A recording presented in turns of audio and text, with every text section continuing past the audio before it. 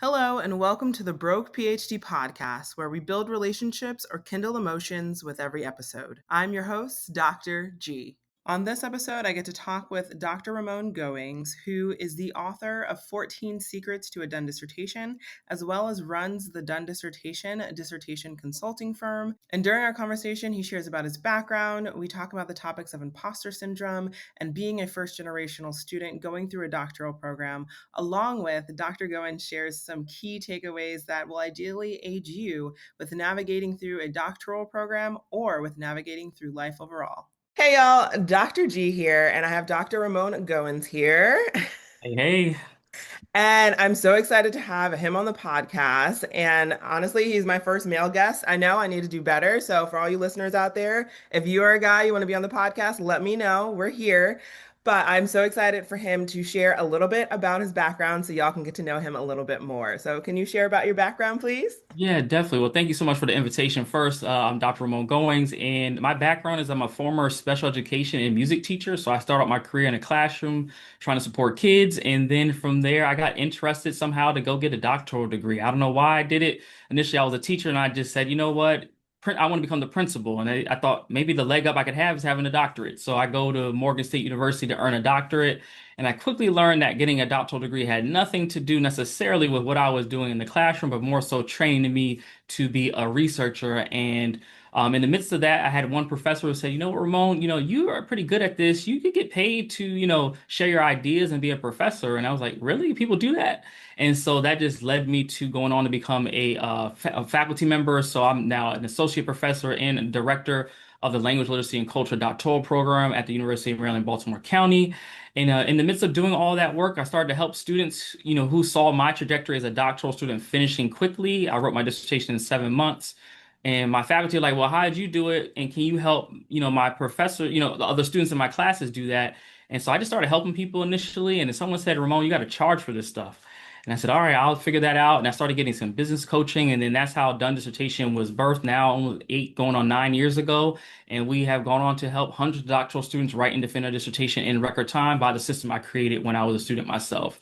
That's kind of like the big kind of synopsis of everything I've done so far. Yeah, That is a lot. Like, that is a full circle moment there. And again, I feel that I love that connection of special education that we both share. And then sure. also accomplishing your dissertation and going through a doctoral program in a short amount of time. Hype it up. Yeah, yeah, Yes, because yes, that's indeed. impressive in itself. And so I love that you're sharing your insight and your wisdom of how you made it through with others through Done Dissertation. And so, do you want to talk a little bit more about that? I know you shared that that's where the beginnings happen of you going through your program and wanting Yeah. to share those steps and those tidbits that you kind of use to get through that. But can you elaborate more on that? Yeah, so I'll start back when I first started my doctoral program. I actually struggled a lot. So I struggled with academic writing. It was really a challenge for me because my background was in counseling, and then I come to a doctoral program in urban educational leadership, and so I had to learn the literature and start figuring things out. But one of my first experiences, and I tell students this because a lot of times we see the end result of a faculty member, but we don't always see the back end of what happened for them to get to that point. And so when I was doing my first class, the professors, handed me back my paper. Back then, I started in 2011, so folks were still doing like handwritten feedback, and so my faculty member put on page 2, he was like, "You're going to need a writing coach and editor in order to improve this." And then I flipped to page 3 because I'm really trying to find my grade, but I flipped to Mhm. page 3 and there's a big X on it and just said, "You're going to need to rewrite it." And so that moment was like kind of pivotal in my journey. It's like I had a choice to make. Either I was going to get the help that the professor suggested, I was going to not do anything. And I had contemplated, like, well, maybe a doctoral program's not for me, or I'm going to figure things out. And, I was a college athlete, and so I played basketball, and I'm pretty competitive. So I was like, there's no way that this guy's going to tell me I can't figure it out. And so I went on a quest for like the next 2 years trying to figure this thing out. Mhm. And so with that, I started developing systems and tools for myself to improve. And again, I got to a point where I started to outpublish the faculty by the time I was leaving and had things in motion. And so I was trying to figure out, well, how do I help other people? And the faculty were like, hey, help these students at Morgan, like help us get them out. And so I was helping them. And then I was initially just editing because a lot of students come to get support. They think they need editing help. But Mhm. as I sit to do the edits, they're asking me questions. Well, why is the faculty member saying my theoretical framework and my research questions aren't aligned? Mhm. Or what do they mean by I need to provide more insight about my data analysis process? So that started to go into more of the coaching realm. And then I just started kind of building out a system because I kept hearing the same questions over and over and over again from the individual people I was helping.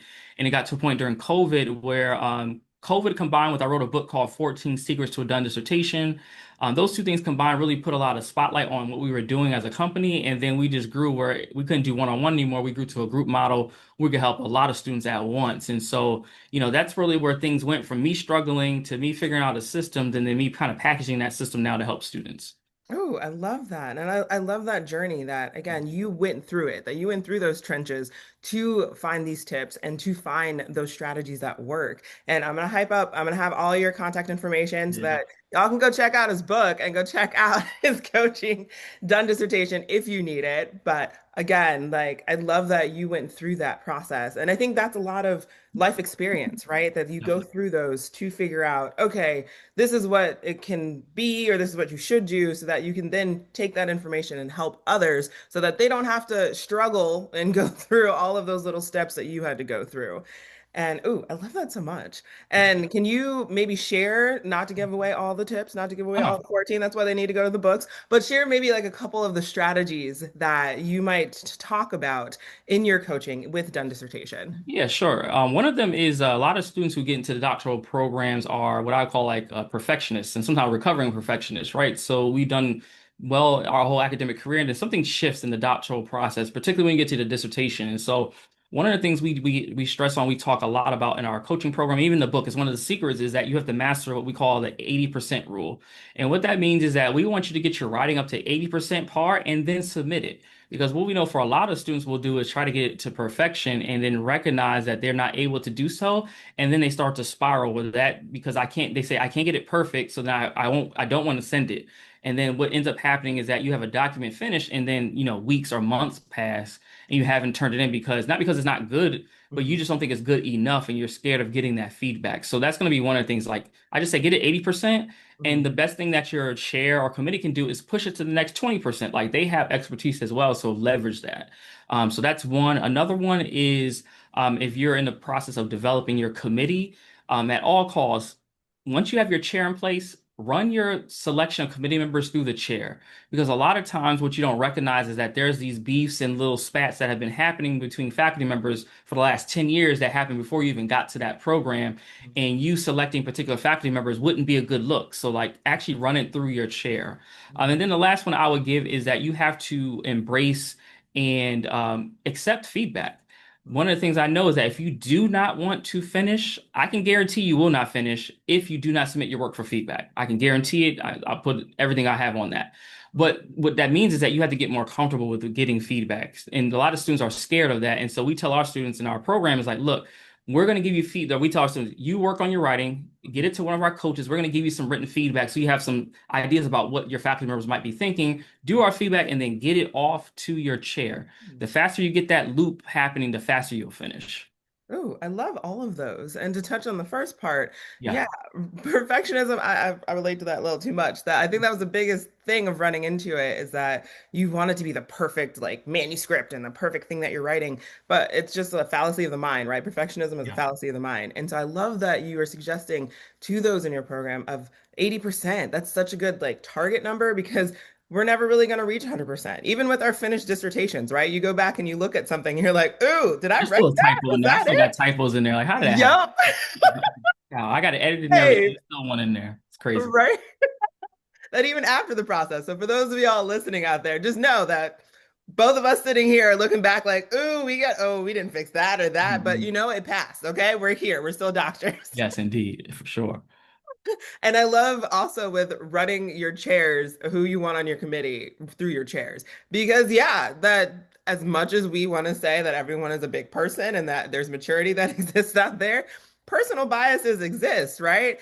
Yes. And you want it to be as smooth as process. Like you don't want to like encounter anything. And those personal beefs and those personal spats can really interfere, even if the people on your chair and your committee don't want to admit it, but it definitely can have an impact. It's bad. It can be really bad. And we see it Mhm. play out, and it's unfortunate for sure. Yep. And then you also want to just make sure that you stay open-minded to any constructive criticism, right? You don't want people just to like come at you, and most of the times they will not do that. They won't just like tear you down just to tear you down. That honestly, they truly want the best for you. And they are just trying to make you a better person as far as a writer, as far as Yeah, a researcher, or whatever you are trying to obtain with going through this process or going through a program or with just writing in general. And facts. so being open-minded to that feedback is so key. So I love that you guys give the people going through your Done Dissertation program that opportunity to get used to that because, sometimes we get defensive about our writing and you got to break that down in order to be better. Yes, and I always give the comparison like the Erykah Badu song Tyrone. If you listen to the live version, right at the beginning, Mm, she's like, "I'm an artist and I'm sensitive about my ish." And a lot of times we see ourselves, we might think about ourselves as artists, but in many ways we have like an artistic work. Our dissertation is this body of work that we are putting together, and we have so much writing on it. And so sometimes we can't see that someone may find something that we can improve, and it's a challenge and something we just get more comfortable with. And for anybody who wants to become a faculty member, this process doesn't end, right? When you're submitting for publication, it's the same thing, right? You got to deal with reviewers now. And mm. reviewer number two in particular always just has something critical to say about your work. You have to kind of get through that part of the journey. I think doing it at your dissertation phase will help if you're trying to go that route in higher education. Yes, and even beyond higher For education, just sure. with the work Definitely. setting too, and the general work setting, that you're probably going to encounter people who want to give you feedback that, again, they're ideally, there's going to be the few that come at you sideways because they're just that type of person, Yeah, but majority people want to help you grow in whatever capacity that they can, and so they're just trying to give you that feedback and that insight, and so that is important that you can stay open-minded and you can stay kind of open to any criticism or feedback that they've given. So, definitely. oh, I love those. I love those tidbits. And again, check out the book. I'm gonna hype it up here. Check it out. Appreciate it. Yeah, 14 Secrets to a Done Dissertation. Yeah, it'd be quick read. Like, I'm just gonna show them for folks watching on video. There It's it like is. There quick. it It's is. literally you could read it in probably one sitting. Get a plane ride, short plane ride, you're done. 'Cause I know a lot of doc students have a lot of other reading to do, so I didn't want to make the book so long that you didn't get through it. And it's written in a conversational way so you can really understand the concepts and apply them. I love that. I love that so much. Okay. So we're gonna keep talking. And so is there anything from your life experiences that you want to share with the listeners or the viewers if you're checking this out on YouTube? Hey y'all. That you think would be very beneficial for others to kind of hear about and maybe gain some insights from? Yeah, I think the a lot of us were, especially those who aren't accustomed to finishing the doctoral program, being in a doctoral space, like it could be kind of overwhelming at first when you're first starting out. But a lot of us, what you have to remember, many of us were first generation. You did so much to get to that point. It's Mhm. like you belong in the room. So a lot of the times we have to figure out and build that confidence. And then, I would say even for me, I'm a pretty shorter guy, and so like me being, I was a top basketball player in my state, right? And so being an undersized point guard and trying to deal with these big old folks that are trying to play, sometimes what I had to learn being younger was just like, oh, I have to push myself harder sometimes and just to make sure I'm in that space where I feel confident. And what it came to is I learned is that the more repetitions I had of being in the space and doing those things, the more confident I got. And so I took that same thing that allowed me to be successful as an athlete, and then I just applied it to the doctoral space. And I think can help a lot of folks is that the more you do the actions, like of doing the writing, doing the reading, getting feedback, going through those things, the more you do it, the more you build your confidence and the easier it will get. But I could understand at first, you're like, what is all this stuff? What's a theoretical framework? What is theory? Like, what is all this? Like, all this is foreign language. And so we just have to treat it like that. Like you're learning a new language and giving yourself the time and space to do so. But I think many of us already have that skill set. We've overcome so many other things to get where we are already that a lot of times it's just a matter of applying that same mindset that helped us there to apply it to these doctoral programs. Yeah. Ooh, I love that. And yeah, imposter syndrome, that hits real. Yeah. And you feel like, oh, wait, what is that? As soon as you encounter something that you haven't, encountered before. But I think similar for both of us that we are kind of the first of our like generation, of our family, of our lineage that are kind of going through those trenches. And there might be some out there who have parents who have gone through the process before. And that's great. You have footsteps that you can kind of follow in, right? And so they have that path that they can, go and oh, well, they did this and they did that. But for the rest of us that are first generation, like We don't have that. And so you are literally creating the model that hopefully the generations behind you can follow.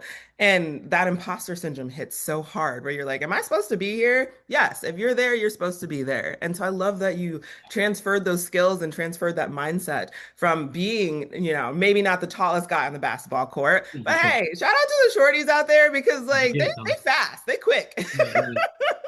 For sure.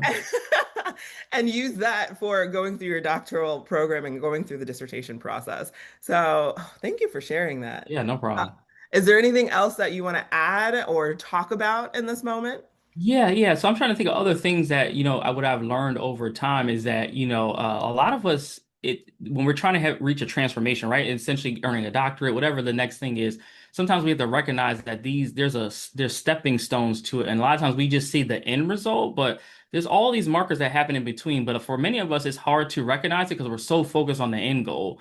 And for me, going to college or these other things, you didn't realize that in order to attain those, there was all these micro little steps that you have to do. But I don't know what it is about the doctoral experience in particular. It's like we forget all that stuff that we had to do to get there, and we just focus on the end result. And we see it. I see it most throughout the dissertation phase, and we tell a lot of our clients, and this is something I would recommend for anyone who has a long-term goal where you don't see and don't get the satisfaction of it right away, is that you have to have incentives put in place. And so, you finish a chapter, you finish a draft, there has to be something that you are going to give yourself as a result of finishing something. Because if you just say, "Oh, I'm going to do that trip to Cabo when I earn my doctorate," then you'll be waiting 4 or 5 years to finish that. Like you need these micro things along the way. And I just had to start applying that, as an athlete, as a student. Like if I wanted to improve when I struggled, I had to like put the practice in place and do little things and give myself these rewards along the way. Because again, some of these long-term goals we have take forever. And so it's just really hard to stay focused when we don't see anything tangible from them. So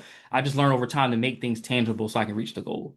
Oh, I love that. And that also kind of taps into both of our special education backgrounds too, right? Sure. Of like chunking things down into smaller pieces Yeah. and to like break it up into smaller tasks that you gotta sometimes have those smaller rewards and those smaller celebrations because that process is a very long process. And yeah, oftentimes we get wrapped up in like, okay, when I get to the like the end of the tunnel, right, then I'm gonna do this and do X, Y, and Z.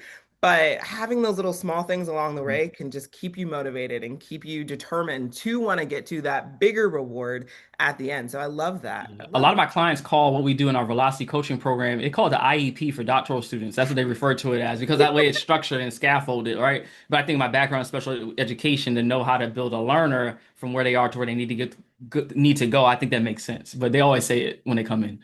I love that. And for those who don't have a background in Oh, special yes. education, IEP, Individualized Educational Program, is what we are focusing on there. And oh, I love that. Yeah, that sometimes even those who are, typical, neurotypical, as they would say, need to get things broken up into smaller pieces that it just, as humans, it just makes it easier. It's an easier process. But I love also that you're reminding us that there are a lot of steps along the way for someone to get there, that whether it's in a doctoral program or outside, you see the success, right? You see the Yeah. end result and you see people winning, and that's what people focus on. And in the social media world and social media realm, that's what people show, right? They don't show the nitty-gritty that they had to go through. They don't show the trenches that they went through. They don't show those like down times that they went through. They show, oh, this is where I'm at. I'm here now. And they don't show how they got there all the time. I feel like more people are starting to reveal the process and Yeah. start to reveal those trenches. So I love that you remind us about like, oh, there's a lot of micro steps and a lot of things to get through first before you get to that end goal. And there's such a lot of L's that you take, right? And like, and Mhm. just to give an example, when I wrote my dissertation 7 months start to finish, but when I finished it, in our program, it went to your committee. They approved, they loved it. And Mhm. then for us, we had to actually it goes to the department chair and they read it and then they say if you're ready to defend or not. And so I literally got to the department chair and she was like, "Yeah, this is good, but Ramon, you got to do these 4 things." And that list of 4 things actually pushed me where I didn't graduate in the semester I was supposed to. I had to wait another semester to finish. Not because I wasn't done, but because I had to wait for faculty to come back from summer break because Mhm. I couldn't turn around the edits in enough time to get it back. So like these L's happen all the time, but that L ended up being something that was actually helpful because I wrote for my dissertation during that summer And all those publications that came out when I first became a faculty member, I wrote during like maybe a 4 or 5 month time frame when I was just waiting to defend. So sometimes we just have to recognize that we have L's, but we just figure out how do we leverage these to do something impactful. Like for me, I just treat it as like a 5 month postdoc while I was waiting to defend. And so sometimes you have to recognize that there's L's all the time. And I Mhm. wish people would tell them. I try to tell them as much as possible because it's just part of what happens along the way. Oh yeah, that yeah, and I wish people were more transparent with that. And I can understand, both sides of the coin, right? That sometimes people don't want to share that part because they're going through it and it's probably I know personally I cried during my process that there were so many moments that I felt there was hurdles and barriers that oh, can I actually get through this? And like you said earlier, I questioned like, should I just Mhm. quit? Like, do I want to do this? Is this worth it? Like I don't need to do this. Like and so that there's so many of those moments that people don't necessarily want to publicize and like be Definitely. out there. But on the other side of it, that it's so important to see that and to understand that it's not like winning throughout, that people aren't just magically going through it and everything's like hunky dory and everyone's like crushing it, but that there are those L's, like you said, that there are those moments that you have to like, oh wait, this isn't going according to my timeline or what I was planning to do. And now you have to grapple with, well, what do I do in this time that I wasn't expecting to have? So, Yeah. ooh, I love that turnaround that allowed you to write manuscripts and to have something that you then were able to use in the future. So, ooh. Before we kind of get to the end of things, I want to make sure, was there anything else that you wanted to share? I want to give you time. Yeah, no, I think this is just helpful just for students who are recognizing that again, there is a route to go. I see a lot of students who just get stuck. And like one of the things that I always share is the percentage, right? 43% of doctoral students who start a program do not finish. And so Mm, my whole goal with Done Dissertation and what we're trying to do as a company is to ensure that the students that we work with don't become part of the 43%, right? And so sometimes what that requires, and I think for a lot of students, you may need help and support outside of what you're able to have in your program. Not all doctoral programs are equal, and so you may not get the support, and it may cost you time, it may cost you monetary investment, but mhm, recognize that you're earning a doctorate and you have expertise that can be leveraged to do so many other things. And if folks don't feel like they can get returns on the degrees, please just watch some of our content. We'll talk about how to make money from this thing because like I didn't take a vow of poverty. I don't think doctoral students should either, but sometimes we got to hurry up and finish because every semester, every year, you're spending money in tuition. Now you're losing on opportunity costs and those types of things. And that's why it's in business because we want to help people get past and get out of these programs so that you can, impact the community with your research, do the work that you want to do, and get paid to do it well. y'all, come on. I need y'all to check this out because this he's dropping knowledge right now. He's dropping insight. And so, with that, as we wrap up this conversation, are there any takeaways or any, I guess, key tidbits of information that you want the listeners to have and to take with them? I'm curious for you. You hear from folks who might listen. What's the thing that you constantly hear from folks who are listeners or that you're getting feedback on? Because I love that I provide something that's directly for your people that you're hearing from. I'm just curious as what you hear from your listeners. Yeah, no one's like reached out and like said, "Oh, can I hear about this?" or "Oh, can I hear about that?" So, which again, if y'all want to, just Drop that in the drop comments if that you're in the watching on. comments. Let Yes, me know so that I yes, can make sure that I can reach out to those individuals and get yes. that information or pass it on to Dr. Goins so he can reach out to you too. So, yeah, so it's Definitely. very open-ended right now. Okay, gotcha. Yeah, yeah. So, I'm just, I would just say for folks, as you're going through these programs, just recognize there's a community of support out there. You don't have to do this thing alone. I think a lot of times in programs, you can be made to feel like, I have to be the one to figure it all out. And I think, for us who come from communities where we have to do less, more with less, Mhm, that's our nature, right? We know how to hustle, we know how to figure it out, get it out the mud, whatever description you want to use, right? But you have to recognize that this doctoral journey doesn't have to be alone. And mhm, what you don't see a lot of times is that your favorite person, your favorite academic has a coach, has a help, has an editor, has people, has a system has an infrastructure behind them to help push them forward. I think as doctoral students, we have to be more comfortable with doing that. And one of those might be getting, editing support, might be getting coaching, it might be, getting people just look at your work, like whatever that might be for you. It might just be simple as, hey, I'm a working parent and I might need to get Instacart to get someone to get my groceries for me because I don't have time to go out and get groceries when I need that extra hour or so to spend doing, reading my papers for my program. So like figuring out what those resources are and just filling those gaps because again, we don't have to do this thing alone. So I think for a lot of students, if you're hearing this or if you're past this point, like create the system, create the structure, get the help and support that you might need to get you to where you want to go, especially if you're struggling to do it solo by yourself. Yes, community and just having that support system in place, whatever that might look like for you, as Dr. Goins just outlined, is so important. And I personally, and I'm guessing Dr. Goins too, that like we couldn't have gone through our own programs or even after without that community and that support. And no matter the space, because I did my program online, I was able to find some of my colleagues online that we still talk to each other to this day who are still going through it, that we're connecting and communicating and hey, can I lean on this or what about this? And just bounce thoughts off of each other. And so again, community support, whatever that might look like to y'all, even if again, it's just Instacarting groceries or, door dashing something so that you can spend an extra 20 minutes of finishing up something.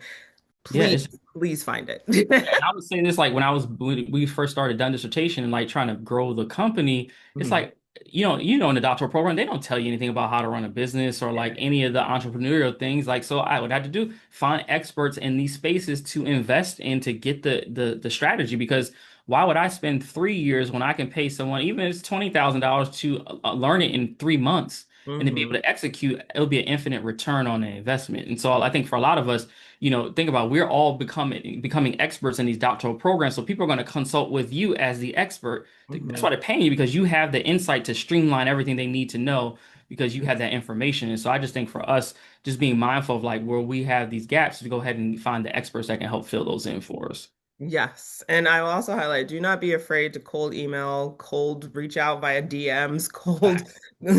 whatever communication you can. Because I personally, going through my program, I was able to make connections with other professors or researchers that I was reading through their work and admiring their work and able to have a conversation with them or have them come in and talk to my colleagues in my program. So don't be afraid to reach out and make that leap because again, what do you have to lose, right? The worst they can say is no.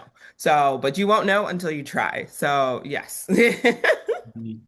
Well, Dr. Goins, I thank you so much for being here. And I have appreciated this conversation. This has been very insightful for me too. I got some takeaways I need to go and like learn some things. So I thank you so much for being here. Well, thank you so much for the invitation. I appreciate it. Well, that concludes this episode. And if you are interested in reaching out to Dr. Ramon Goins, I will have his contact and social media information listed in the description box. I am so excited to have you on this journey with me. And if you've loved listening to this episode and you want to check out more episodes, then please check out the website brokephdpodcast.com to continue to follow along. I thank you for listening and I thank you for being here. And remember, no matter where you are in your own journey, you got this. Again, I'm your host, Dr. G, and I hope you have a wonderful day.